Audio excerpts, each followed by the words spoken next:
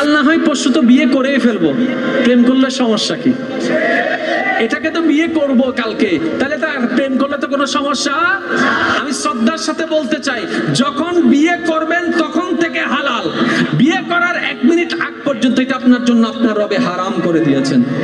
আর এতটুকু মনে রাখবেন, আপনার রব, আপনার নবী যেখানে হারাম নিষেধ করেছেন, মনে রাখবেন সেখানে আপনার জন্য কল্যাণ বলতে কোনো শব্দ নেই, সব অকল্যাণ আর অকল্যাণ। এই যে পৃথিবীর মধ্যে দেখেন এইডস নামক রোগ ছড়াইছে, কোন জায়গা থেকে ছড়াইছে? এই অবৈধ সম্পর্কের মাধ্যমে তো এইডস নামক জিনিস ছড়াইছে। এবার আপনি খেয়াল করেন, বিবাহের পরের কাজটা যদি বিবাহের আগে করে ফেলা হয়, তাহলে বিবাহের পরে আর আগ্রহ থাকে না, যার কারণে দেখা যায় প্রেম করে বিয়ে হলে আর রহমতের শান্তিটা থাকে, কারণ মানুষ আশা নিয়ে বাঁচে।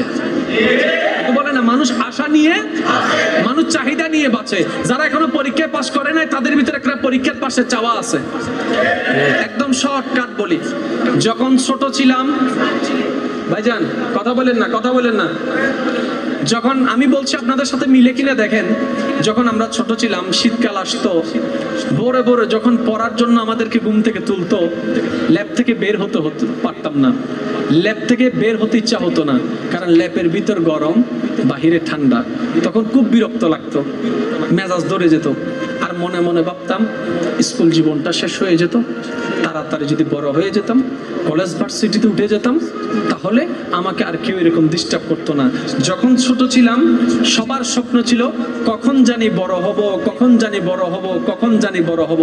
আজকে বড় হয়েছে যারা, তারা ভাবতে আছে, ইস আবার সেই ছোটবেলার জীবনটা ফেরত পেতাম, আবার সেই ছোটবেলার শীতকালটা ফেরত পেতাম, আবার সেই ছোটবেলার রমজানের সময়টা ফেরত পেতাম, আবার সেই ছোটবেলার তারাবির সময়টা ফেরত পেতাম, আবার সেই ফুটবলের মাঠের সেই খেলাটা ফেরত পেতাম, আবার সেই ছোটবেলার খেলাগুলো ফেরত পেতাম, আবার সেই ছোটবেলার বন্ধুগুলা ফেরত পেতাম, আবার সেই ছোটবেলার সময়টা ফেরত পেতাম, আবারও সেই পুকুরের মধ্যে লাফ দিয়ে গোসল করতে পারতাম।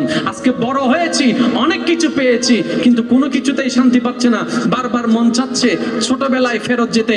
যখন ছোট ছিলাম, স্বপ্ন ছিল কখন বড় হব, যখন বড় হয়েছি এখন আশা হচ্ছে কখন যদি আবার যদি একবার ছোট হতে পারতাম। সেজন্য ইসলাম শিক্ষা দেয়, যখনই আছো, যে অবস্থায় আছো, আলহামদুলিল্লাহ বলতে থাকো, আল্লাহ তোমার জীবনে সুখের ব্যবস্থা করে দিবে। সুবহানাল্লাহ। এই কথা কি কারোর কোনো দ্বিমত আছে? জোরে বলেন না, দ্বিমত আছে? এবার বলেন, ছোটবেলায় আমরা বড় বেলা পাই নাই, সেজন্য চেয়েছি। এখন আপনি যখন প্রেম করছেন, অনেকে বলে আগে আমাদের প্রেমটা এমন ছিল, এত আকর্ষণ ছিল, এখন নাই কেন?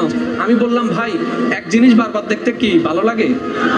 বলেন না, কোনো দামি জিনিস যদি তাড়াতাড়ি পেয়ে যায়, সেটার কোনো মূল্য থাকে? যখন আপনারা প্রেম প্রীতি করে সবকিছু সম্পর্ককে ইজি বানাই ফেলেন, বিয়ের পর আর চাওয়ার মতো, স্বপ্ন পূরণ করার মতো কিছু থাকে? মানব হিসাবে, হিউম্যান হিসাবে ওই আকাঙ্ক্ষা, আকর্ষণ আর কাজ করে না। তখন মানুষ নতুনের দিকে চলে যায়, এদিকে বউ ফেলে, অন্যদিকে পরকিয়া করে, অন্যদিকে আকর্ষণ চলে যায়। বোন ও ভাই, এই জিনিসটা একদিনে হয় নাই, আপনারা শয়তানের ফাঁদে পা দিয়েছেন, আজকে নিজের জীবনটাই নিজে ধ্বংস করে দিয়েছেন। আর যদি সে জায়গায় বলতে পারতেন, আমার জন্য আমার রব যেটা ঠিক করে রেখেছে, আমি সেটার জন্য অপেক্ষা করছি, সুবহানাল্লাহ, আপনার রব আপনার জন্য উত্তম দিত। কেমন উত্তম? যেটা আপনার দুনিয়ার জন্য উত্তম হতো, আপনার সংসারের জন্য উত্তম হতো, আপনার মা বাবার জন্য উত্তম হতো, আপনার সন্তানের জন্য উত্তম হতো, আপনার ইবাদতের জন্য আগ্রহ হিসেবে উত্তম হয়ে যেত। অনেকে আমার কথায় কষ্ট পেয়েছেন আমি জানি, কিন্তু ভাইজান কিছু বলার নাই। অন্যজন যে জায়গায় গিয়ে গর্ত পড়েছে, আপনি তো সেই জায়গায় গেলে কোথায় পড়বেন? জোরে বলেন না। অন্যজন যে রাস্তা দিয়ে গিয়ে গর্তে পড়েছে, আপনি তো সেই রাস্তা গিয়ে কোথায় পড়বেন?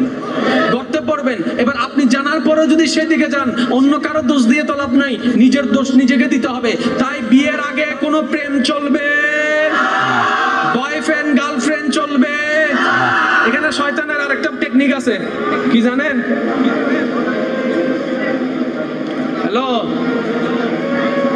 তুমি ইকে তুনতিন্ন কবুল বলো,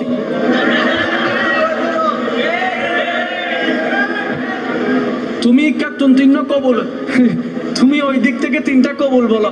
তো সে বলে কবুল কবুল কবুল, এদিকে আমিও বলছি কবুল কবুল কবুল। তো মেয়েকে পটাচ্ছে এখন ছেলে, দেখেন জায়েজ করতেছে সবকিছু, কারণ দেখা করতেছে না। তো মেয়েটা একটু বলতেছে না বিয়ের আগে আমি এইসব কিছু করবো, আমি কোথাও যাব।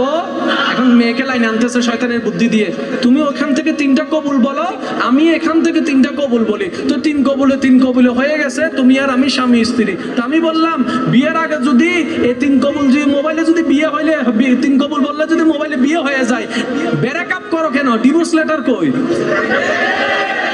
কাবিননামা কই?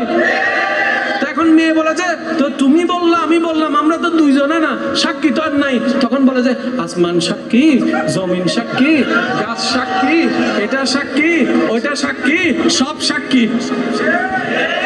মেয়েরা তো একটু সহজ মন, সরল মন, বিশ্বাস করে ফেলে। এবার সে বলে যে কত তো সাক্ষী তো পাওয়া গেছে। এবার যখন ব্রেকআপের সময় আসছে, মেয়ে বলে যে আসমান আয়, আসে না। জমিন আয়, আসে না। ছেলে এদিকে ব্লক মাইরা বলে যে ব্রেকআপ।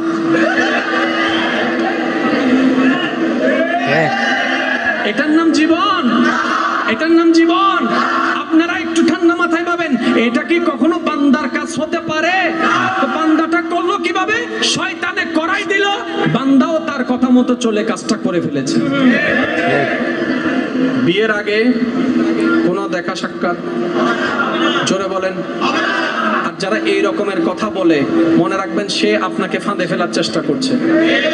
আমি ওই দিন একটা মাহফিলে বলেছি, আজকেও বলছি, এই নিউজটা সবাইকে পৌঁছায় দিবেন।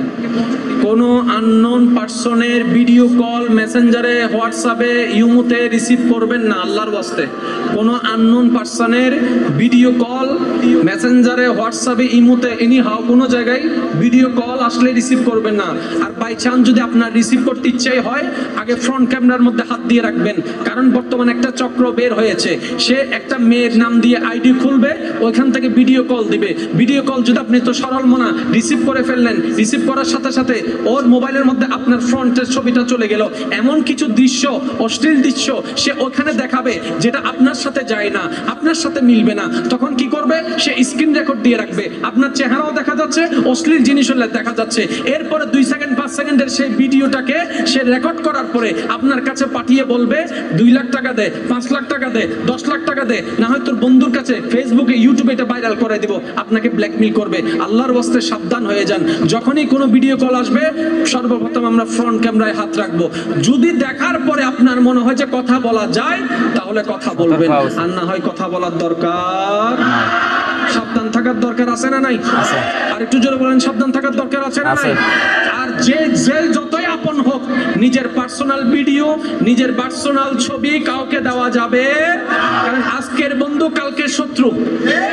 এরকম হাজার ভালোবাসার মানুষ আমরা দেখেছি, সমাজ দেখেছে, জেনেছে। এক সময় কলিজা কাটাই খাইয়ে ফেলে ছবি দিয়ে দিলেন, 6 মাস পরে সেই ছবি দিয়ে ব্ল্যাকমেইল করা হচ্ছে, ব্ল্যাকমেইল করা হচ্ছে। শেষ পর্যন্ত মেয়েটা কিংবা ছেলেটা সুইসাইড পর্যন্ত করে ফেলছে। এই বর্তমান সময়ে কাউকে এরকম কিছু দেওয়ার দরকার। আল্লাহ আমাদের সবাইকে বুঝার তৌফিক দান করুন। তো গাইস, এই পর্যন্ত আমাদের ভিডিওটা ছিল। যদি আপনাদের কাছে ভিডিওটা ভালো লাগে, অবশ্যই লাইক, শেয়ার এবং আমাদের চ্যানেলটিকে সাবস্ক্রাইব করুন। আসসালামু আলাইকুম।